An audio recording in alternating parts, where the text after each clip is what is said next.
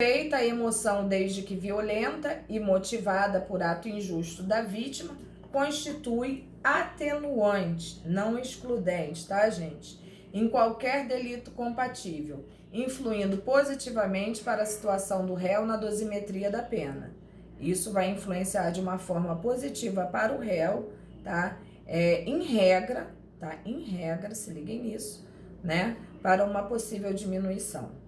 Contudo, vale mencionar que domínio de violenta emoção nos delitos de homicídio ou lesão corporal constituem causa especial de redução de pena. Teve até um caso, acho que o nome do cara era Pimenta da Veiga, eu acho, que matou a namorada numa situação desse tipo aí, que foi alegada,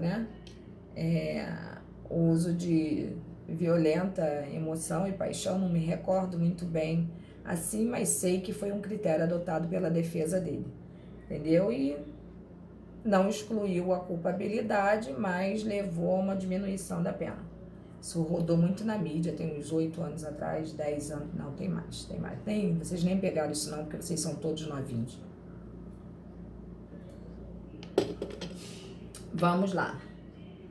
No homicídio, artigo 121, matar alguém. Parágrafo 1º. Se o agente comete o crime impelido por motivo de relevante valor social ou moral, ou sob domínio de violenta emoção, logo em seguida a injusta provocação da vítima, o juiz pode reduzir a pena de 1/6 a 1/3. Isso a gente já comentou aqui, né? Na questão da lesão corporal, porque sempre que a gente fala em violenta emoção ou paixão, a gente está sempre pensando no homicídio, mas em verdade pode acontecer em forma de lesão corporal também. Ofender a integridade corporal ou a saúde de outrem. Se o agente comete o crime impelido por motivo de relevante valor social ou moral ou sob domínio de violenta emoção, logo em seguida a injusta provocação da vítima, o juiz pode reduzir a pena também de 1/6 a 1/3. De tal modo, não há que se desprezar o estado psíquico e afetivo do agente e quando da prática da conduta delituosa. Porque acho que disso tudo que nós falamos, a parte mais importante é essa que está em negrito ali. Porque, em verdade, tudo que será avaliado nesse momento é aquele critério ali. É o não desprezo, né? No momento do ato praticado, a influência psíquica, né? O estado psíquico da pessoa, até que ponto influenciou para a prática do delito. Porque se comprovar que não influenciou em nada, danou-se o mundo, tá? Não há que se falar em diminuição da pena.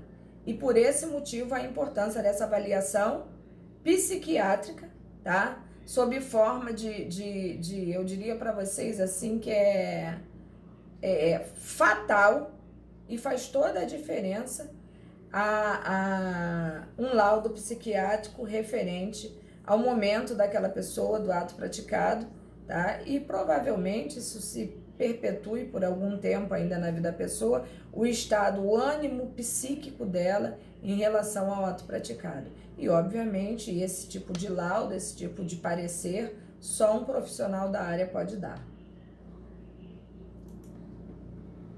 Isso já não é mais na nossa seara, né? A nossa seara é jurídica, deles é saúde. Categoria conceitual de crime. Ao iniciarmos o estudo da teoria do crime, se faz necessário conceituar crime. Eu acho que todos vocês, meus alunos, já estão assim, mega respaldados, né? Lapidados quanto ao que vem a ser um conceito de crime.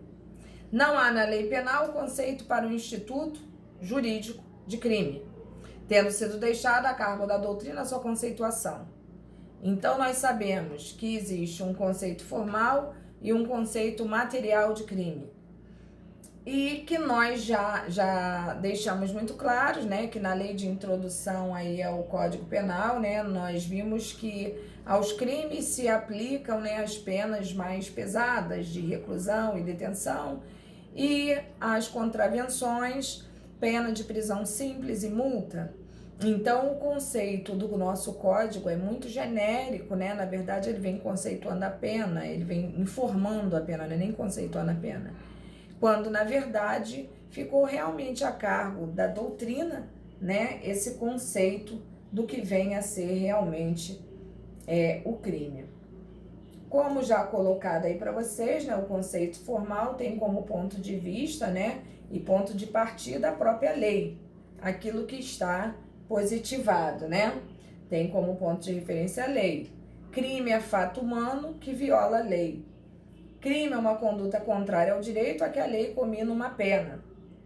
Esse conceito que a gente chama de formal, se nós pararmos para analisar, ele é um conceito que deve ser respeitado, porque é dotado de uma formalidade relativa à lei que a gente possui. No entanto, é um conceito que não foi muito bem digerido, doutrinariamente falando, uma vez que ele nos leva a crer que todo crime praticado, né, apesar de ser uma coisa que vá de enfrentamento à lei, mas como eu disse ali, comina uma pena. E nem todo crime, nós já estamos carecas de ver, né? Nem todo crime, nem a todo crime é cominado uma pena. Então, esse conceito formal é um conceito que não pode ser desprezado, mas que a gente sabe que, em verdade, não é o conceito mais utilizado, né? O conceito material tem como ponto de referência a proteção dos bens jurídicos penalmente tutelados, que a gente sabe que os bens jurídicos penalmente tutelados são enquadrados como sendo vida, liberdade, honra, né? Até mesmo a nível patrimonial são bens tutelados também, a condição física da pessoa também é protegida, né? E a gente tem que ter muito cuidado. Eu tô vendo que o Juan tá colocando ali fato típico e antijurídico, aí o Anderson colocou crime é um fato típico, ilícito e culpável, entendeu? E eu não desprezo nenhum desses conceitos, mas me filio àquele que diz que crime é fato típico, antijurídico ou ilícito, né?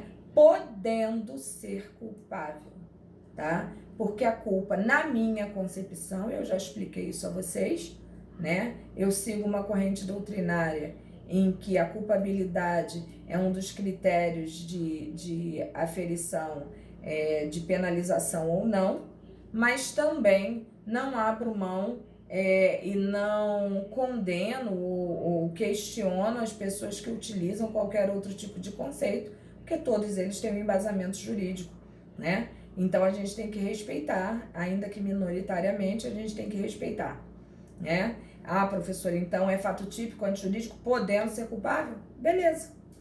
Por que podendo ser culpável? Todo crime é culpável, gente? Há exclusão de culpabilidade, há exclusão de licitude e de culpabilidade. E se existe exclusão de culpabilidade, ainda que por via de exceção, né, não seria correto enquadrá-lo como sendo um conceito firme, né? Então, eu crio essa aderência ao conceito de crime é fato típico, antijurídico ou ilícito, aí você usa a nomenclatura que você acha correto, podendo ser culpável, tá? Tranquilo isso para vocês ou não?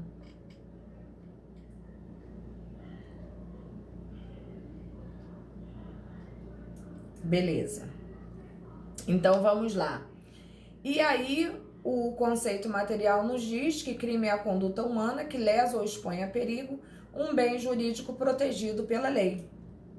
Tá, também respeito, mas se nós pararmos para analisar também, muito genérico, né?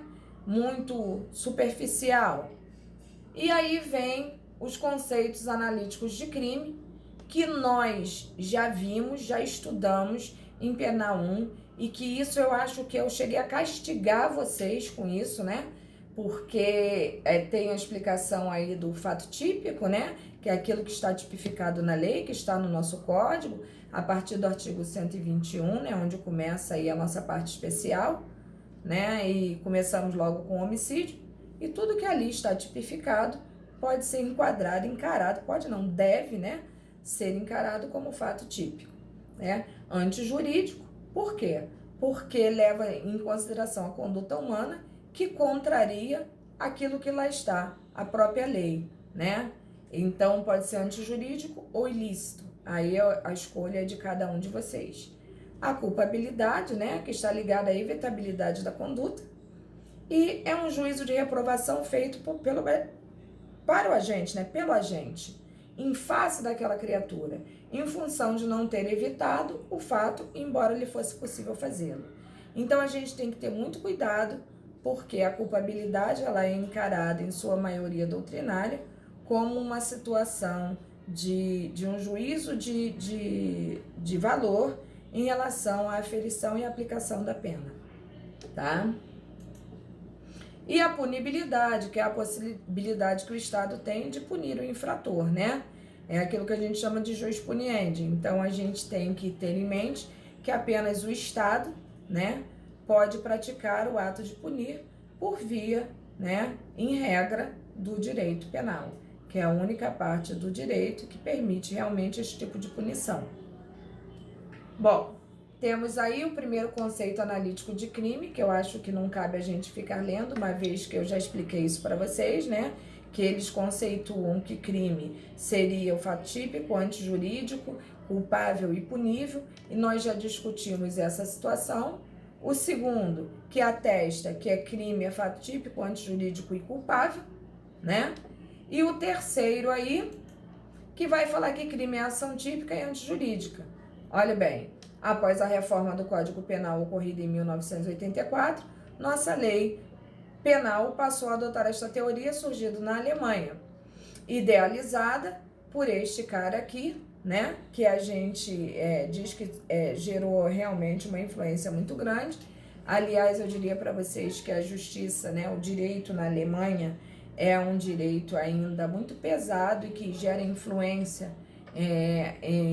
em torno do mundo. Na Europa, quem manda, eu diria, por estudos que eu travei lá, inclusive, eu diria que a Alemanha é o centro de tudo, é aquilo, onde a cabeça, né, de toda a evolução jurídica europeia, inicialmente, começa pela Alemanha. Isso dito pelas próprias pessoas da Europa, não sou eu que estou dizendo, entendeu? E o tempo que eu estive lá estudando, eu percebi que realmente existia uma influência muito grande.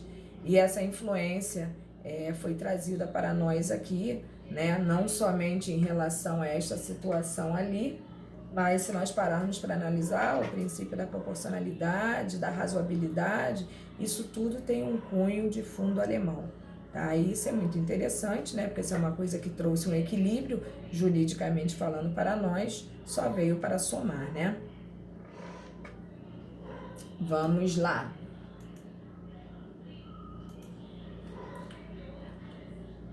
Bom, conduta. Chegamos aqui na conduta. Conduta, eu diria para vocês que, assim, parece-nos muito fácil, né, falar de conduta.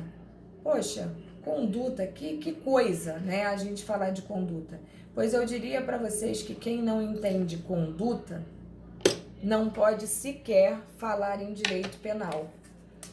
Porque a conduta é de uma importância para que você possa chegar a um critério de avaliação que é uma coisa assim de peso. E se você não entender a dinâmica da conduta, às vezes a gente se perde, tá? Ah, sim. Sim, eu tô aqui. Tá tudo tranquilo aí, gente?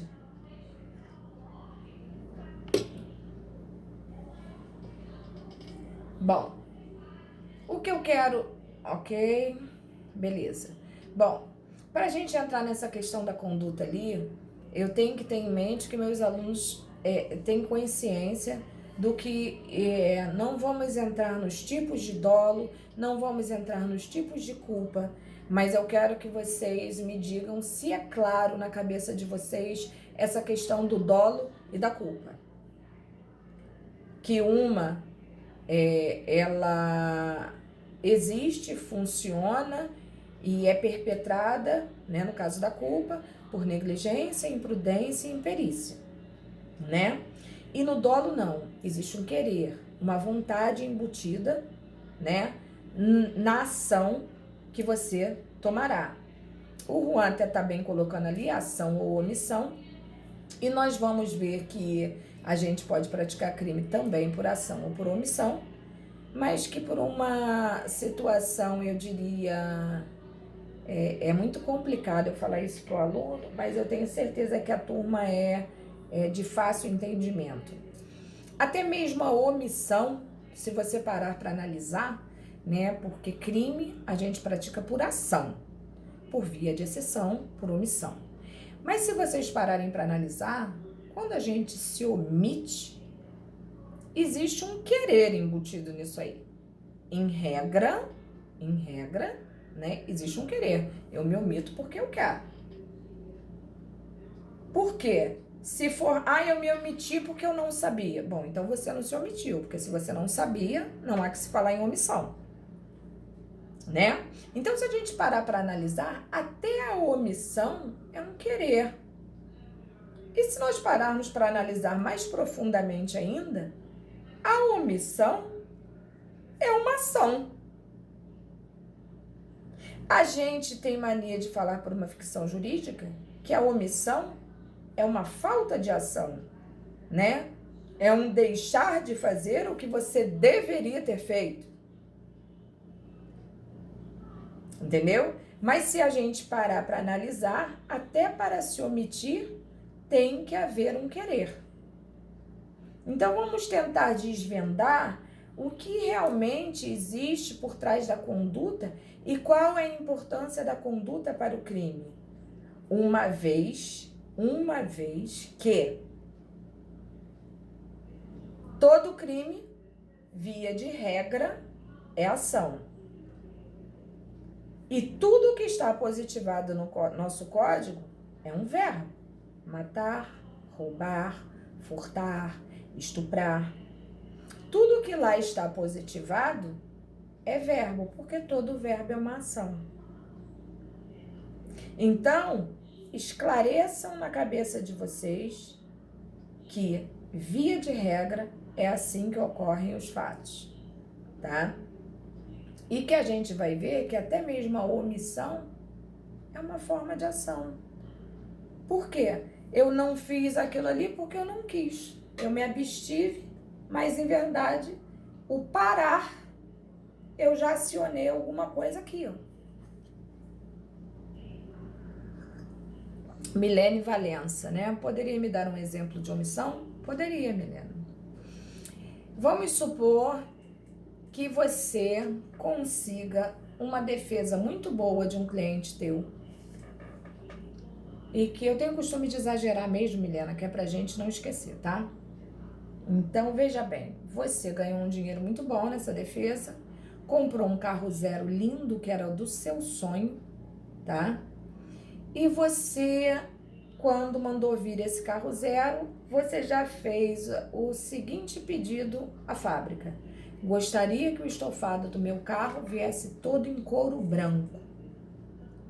Porque eu adoro branco, combina com o meu tom de pele e, na verdade, eu sempre tive um sonho de ter um carro com couro branco.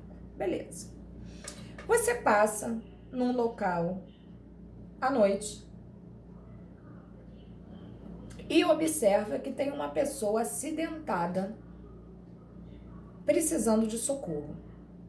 Bom, você, para começar, você não é médica, você não é enfermeira, você é advogada.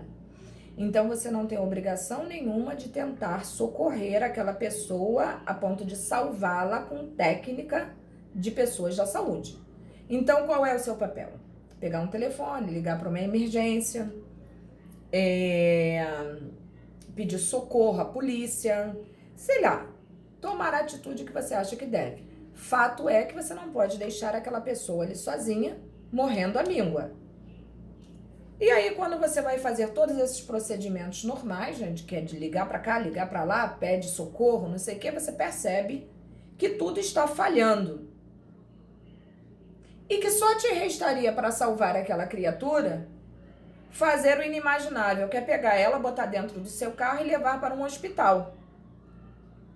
Que nessas circunstâncias, em fatos isoladíssimos, é isso que ocorre.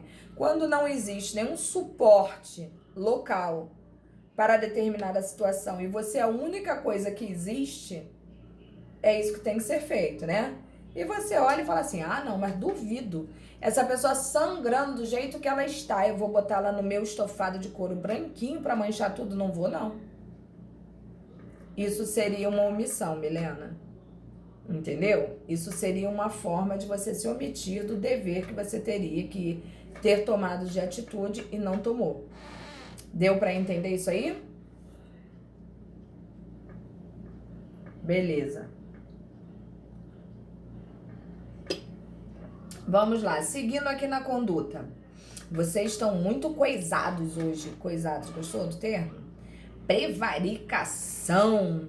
Crime de omissão por prevaricação. Aí tem outro ali, conduta comissiva. Vocês realmente... Vocês foram meus alunos no período passado? Foram? Não? Ah, entendi. Entendi. Não, porque isso foi super debatido, entendeu? Comissão,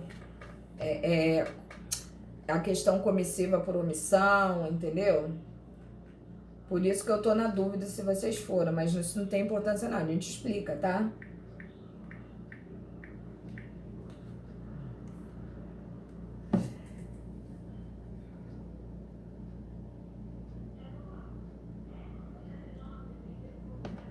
Bom,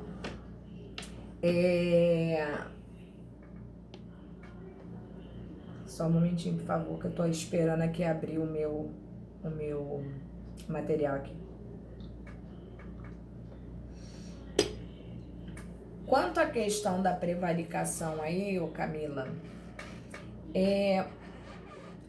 eu não entendo como uma omissão, não.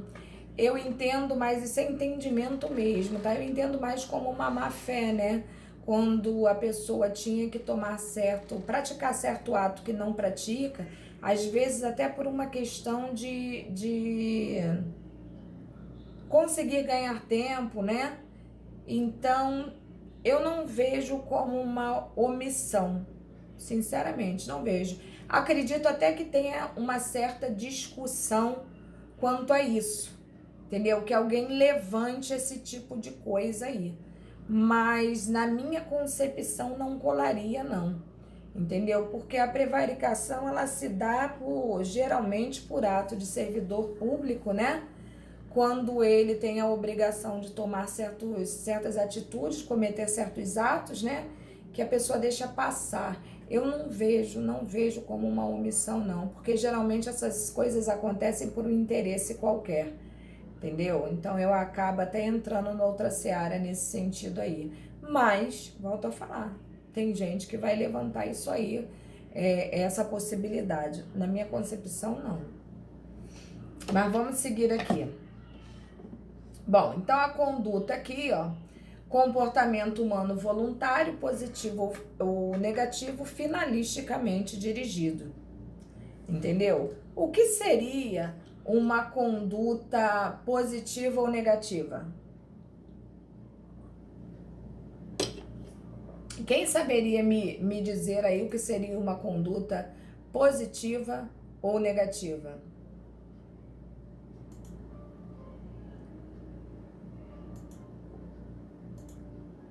Ninguém se arrisca, não? Não estão olhando na internet, não, né?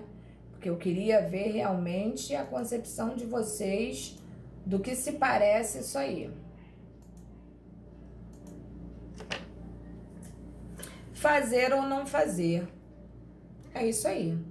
Fazer ou não fazer. E muitas das vezes, né? Fazer ou não fazer algo que deveria ou não, né? Então, isso daí vocês observem que vai de encontro exatamente àquilo que eu acabei de comentar aqui. Uma conduta positiva ou negativa, até mesmo quando é negativa, é uma conduta. Perceberam isso aí?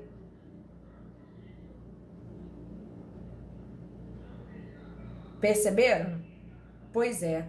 Então, por aí é que eu falo para vocês, comecem a abrir a mente de vocês em relação a toda essa teoria, porque a teoria, ela vai se aperfeiçoar com a prática de vocês, não precisa nem ter dúvida do que eu tô falando. Vocês vão conseguir levar todo um raciocínio jurídico, entendeu? Ao extremo daquilo que vocês vão precisar utilizar como defesa para um possível e futuro cliente de vocês. Então, vamos dar sequência aqui, ó. Elementos da conduta. Vontade dirigida a um fim, que é a vontade de agir. Enquanto é só vontade, tá aqui, ó, na psique. É como se essa vontade não tivesse valor jurídico penal. Porque enquanto está na seara do subjetivo, né? Eu ainda não extravasei, eu ainda não exteriorizei essa vontade, em tese, ela tem pouco valor, ela tem pouca relevância jurídica, tá? Em tese. Porque se nós levarmos em conta os crimes premeditados, ela passa a ter valor, mas isso é outra coisa, tá? Então, a vontade dirigida a um fim, que é a vontade de agir, a gente chama de aspecto psíquico, né? Porque realmente ele está aqui. E a atuação dessa vontade no mundo exterior seria o aspecto mecânico. É o momento em que eu extravaso, é o momento em que eu exteriorizo essa vontade. Aí deixou de ser simplesmente na área, né, da psique, para ser diretamente ligada à questão mecânica do agir, tá? E é aí que realmente se confirma a questão daquilo que a gente chama de conduta, né? Que são as duas coisas conjuntas, a vontade que estava aqui e o agir, que é a exteriorização dessa vontade. Bom,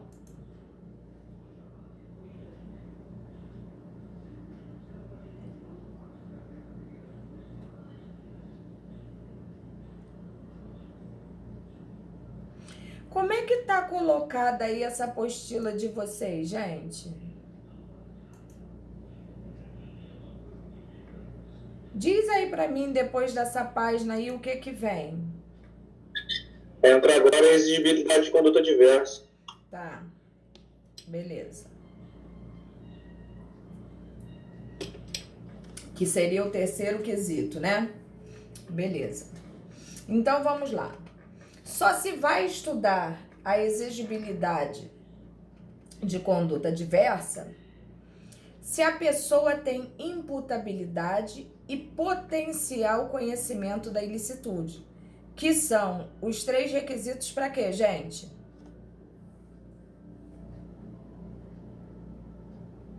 Vamos lá. Beleza. Da culpabilidade. Beleza, é isso aí. Beleza. Vamos lá.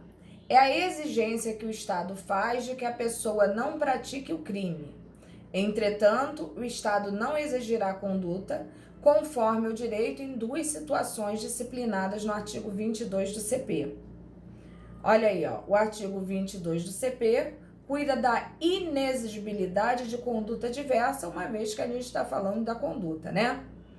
E do terceiro requisito aí da questão da culpabilidade, que seria a coação moral irresistível e a obediência hierárquica, que nós já discutimos isso lá atrás, né? E que nós vimos que, principalmente quando se fala de obediência hierárquica, a gente tem que ter muito cuidado, porque alegar que cometeu um ato por obediência hierárquica, mas esse ato era um ato, uma conduta absurda a ser praticada, não funcionará como forma de defesa para que você se livre da questão da culpabilidade. Então, se liga nisso daí, principalmente aqueles que seguem um regime militar, né? Que tem essa tendência de vir a crer, né? Que uma ordem de um superior hierárquico é para ser fielmente seguida. Eu diria a vocês que não necessariamente isso deve ocorrer, tá? Porque, em regra, a gente não pode alegar desconhecimento de lei, né, para praticar atos ilícitos, e muito menos utilizar como forma de defesa: ah, me mandaram fazer. Tudo que mandam você fazer, você faz? Claro que não. Então, muito cuidado com essa situação aí, né? A coação moral a pessoa está psiquicamente comprometida com alguém. Ela está praticando a conduta porque está sendo constrangida de forma irresistível a praticá-la. Não poderia ser diferente. Eu botei aí um quadro aí para vocês poderem se filiar a ele aí e não terem dúvida quanto a essa situação, né? A teoria causalista, comportamento humano, voluntário, um fazer ou não fazer, processo muscular e voluntário. Isso não sou eu, isso são teorias existentes, é o que eu quero que vocês entendam. Não se procura saber, a princípio, o que o agente queria, a princípio. E teoria finalista da ação, comportamento humano, finalisticamente dirigido. A conduta é uma atividade final do homem e não simplesmente causal. O conteúdo da vontade está na ação e é elemento indispensável, tá? Isso é só para vocês terem uma base, né?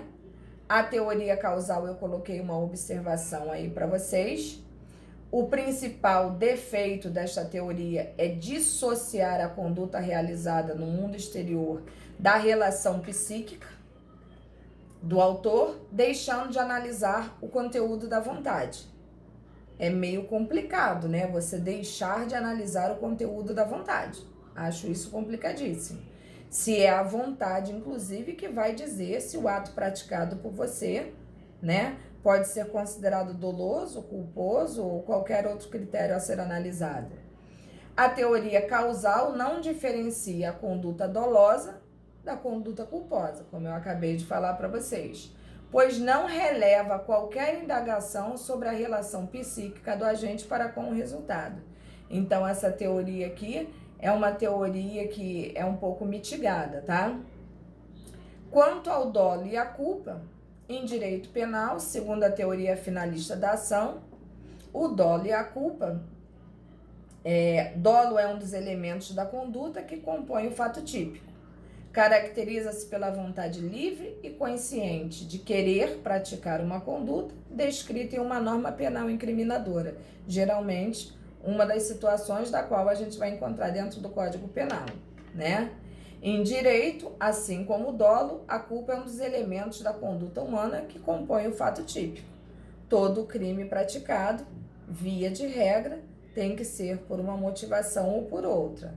Então, não tem como dissociar a questão da vontade, até porque a vontade é o que vai dizer se o crime foi doloso, se o crime foi culposo, né? Para que você possa realmente analisar a culpabilidade da criatura e tantos outros fatores relativos àquele ato que não deveria ter sido praticado.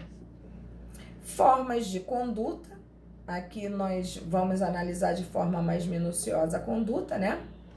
Ação humana, muito interessante falar isso, porque é uma dificuldade muito grande do estudante do direito entender que a conduta ela só pode ser praticada pela forma humana. Alguém tem dúvida? E essa pergunta que parece uma pergunta tão simplória, né, tão singela, mas que é de um grau de dificuldade assim enorme em estudantes de direito. Alguém tem dúvida que somente o ser humano é capaz e passível de praticar conduta?